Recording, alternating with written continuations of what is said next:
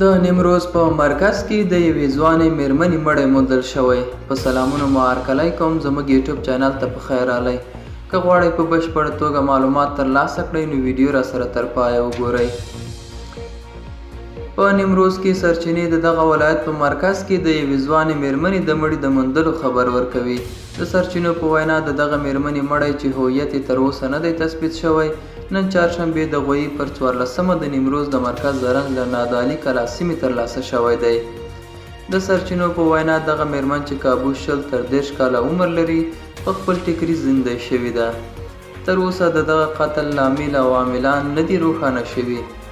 دا وه زموږ نننۍ چمتو شوې ویډیو. تر بیا ښه وخت، ښې چارې.